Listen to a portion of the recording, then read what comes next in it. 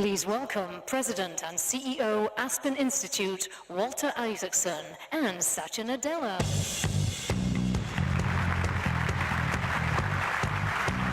Welcome. Well, this is exciting. We're getting the day before the launch of the great book. So everybody, you know the book is Hit Refresh. And I remember it was a couple years ago in Aspen. That's right. You first announced it. I think my reaction was, how does somebody who writes code write prose? But that turns out quite well. So thank you for launching it here, too. No, thank you, Walter. It's a real privilege to have a chance to be with you and everyone here. And it's been a fascinating journey. Quite honestly, I don't know why I signed up to write a book while being a sitting CEO, but we'll talk about that. Well, you know, it has three different themes. It's three books packed into one. Your personal journey from India, a transformation of this company, Microsoft, and a look at the future of computing between the cloud, artificial intelligence, the Internet of Things. Maybe we'll start at the beginning, if you would, the more personal journey from India. Tell me about the influence your parents had on you. Yeah, I mean, if I sort of even step all the way back, quite frankly, I wanted to start writing the book mostly to recount what I was going through. Because one of the interesting things that I found was most business books are either a look back after things are done of grand successes or grand failures. And you did it right in the middle of a transformation. Right, and so I wanted to write something which is as you're going through it, and it's a real fog of war, so to speak, as opposed to sort of looking back. This process of continuous transformation and renewal, and in that context, quite frankly, that's what led me to even say, let me write about my own childhood and what were those moments of transformation where I had to hit refresh, and that's the one reason why I wrote that. It was the most uncomfortable part, because to look back was not the purpose. But to your question though, my parents, my mother was a Sanskrit scholar and my dad was a Marxist economist, and they couldn't have been more different than each other, at least in their ideology. And but also in the way they pushed you. Correct, and I think there was a sense of intellectual curiosity that I think I picked up from my dad. But perhaps more as I sort of, with each passing day, I recognize how much more of an influence my mother had, because I think she perhaps taught me more than anybody else that ability to be mindful in how you live, how you absorb, versus sort of being perpetually impatient about getting somewhere else. So she asked you about your purpose and your contentment more, as opposed to your father pushing you intellectually. That's correct. And that balance now, I mean, this is again, I understand it more exposed, but that balance is what you need to strike. I mean, there should be no reason why any one of us should not be curious and ambitious, intellectually or otherwise. But at the same time, as somebody said to me, you should never wait for your next job to do your best work.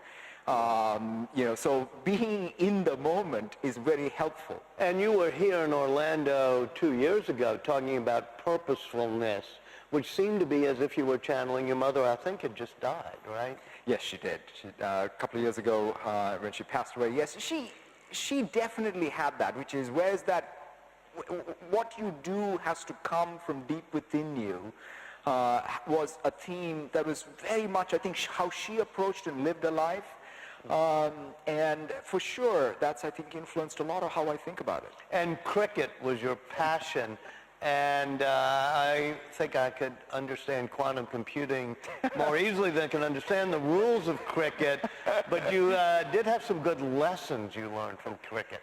Yeah, growing up, as my parents had this amazing sort of views on all things, the one thing that they both agreed was I shouldn't waste time playing cricket on. But I enjoyed the game. I learned a lot, quite frankly, when I look back. Any team sport, I think any of us who have played team sports will sort of think about the lessons learned, as I think in the sort of dusty cricket fields of the Deccan Plateau, are still things I recount. You know, just the notion of competing. In fact, this last Thursday, I had the good fortune to go watch the Seahawks train.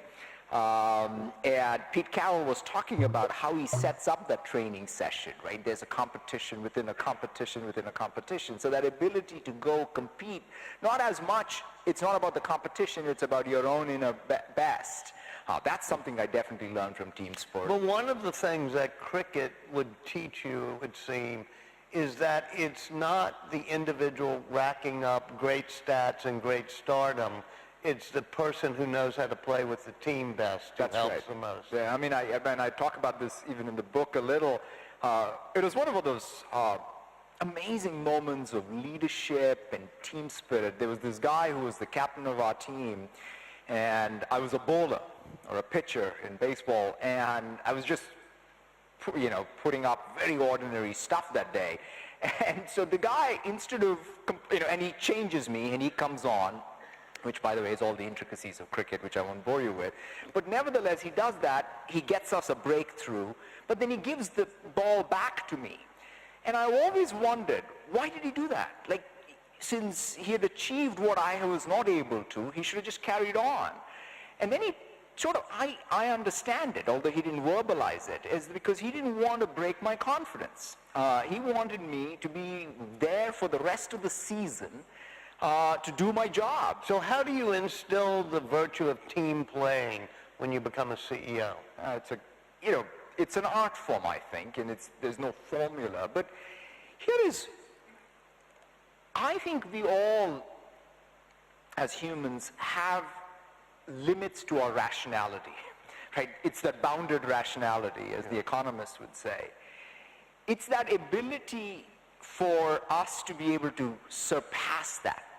So the best, we talk a lot inside of Microsoft, even in our leadership team, what's the global maxima? It's easy, intuitive. Somebody intellectually talks to you about it, you get it, oh yeah, of course. Mm-hmm. But yet, we all go back and say, oh, it's about my team, it is about my product, it's my business. Mm-hmm. So the appealing to people's, I think, what is their larger quest, which is to have real impact, and discovering how through teamwork we can achieve global maxima is the art. You can't preach that, you have to draw it out. And I've realized, even for me, it just is, we're all rational human beings, except we have bounded rationality, and you got to get out of that sort of local maxima. And one way to do it is by having deep empathy. And if somebody, I loved your book, I've actually read it twice. If I were to use one word to describe the theme, it would be empathy. How it's created, why it's important in computing, why it's important in the future when we talk about artificial intelligence and augmented human intelligence. There was a very deeply personal moment in the book in which I think you talk about the deepening of empathy, and that's the birth of your son, Zane. Explain that. Yeah, Zane was born when I was 29 years old. Both my wife and I grew up together, and then we were getting ready to have our first son. In some sense, we were all thinking about, how would our weekends change? Would we be able to go to our bookstores? Would we be able to go to our hikes? Oh, is the nursery ready? all the concerns we had. And then, comes the 13th of August, 1996, close to midnight, Zane's born and everything changes. And I would say for Anu, my wife, what she did from that moment on came so much more naturally to her, being the supporting mother, whereas I was more in this state of shock as to why, what happened, why did this happen? Wait, explain what happened. So he was born with severe brain damage because of in utero asphyxiation, which went undetected, unfortunately, and so therefore it was irreparable brain damage. And so he's quadriplegic and suffers from cerebral palsy, and he's 21 years old, and is a joy of our family. But at that moment, what happened was for us, and in particular for me, it was a lot more about why me, why us.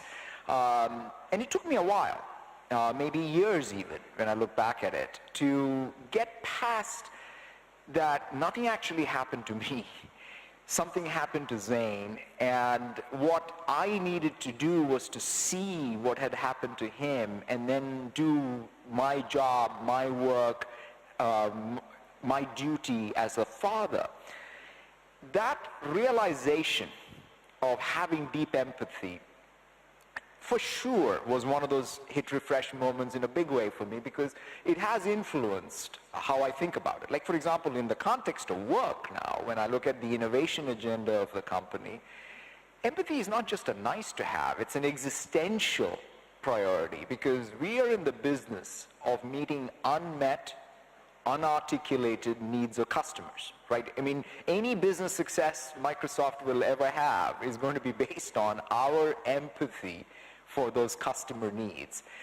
But that journey of being able to go from what was a tough personal moment for us and our family to understanding that through empathy, in fact, we can deal with any challenge, but more importantly, we can in fact build an amazing community around our son, has definitely influenced even how I approach work. It ties into the question of artificial intelligence, it seems to me.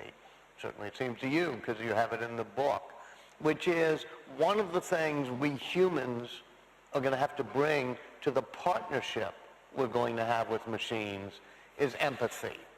How, I think in the book you have a great sentence about we put a passion for empathy into everything we do. How does that tie into your vision of human-machine collaboration in an age of artificial intelligence? I think it's one of the biggest questions of our time, Walter, if I had to sort of pick up one of the challenges that I think we all will deal with. There's no question AI is just not another simple sort of feature of technology. It might be even that ultimate technology, right, if you sort of go all the way to AGI. But the choice that I believe is going to be paramount is, as designers of products that are built around AI, how are we going to use it, and use it first? Because I'm a big believer that most of life is path dependent. That is, depending on where you start, what you do next is going to be really determined by that step you've taken. So that first step is a design choice before anything else happens, which is because of societal pressure or regulatory pressure. We can't wait for all of that. We as designers of AI have to make good choices. And so the first choice, at least I advocate for, is let's decide to empower and augment humans with AI.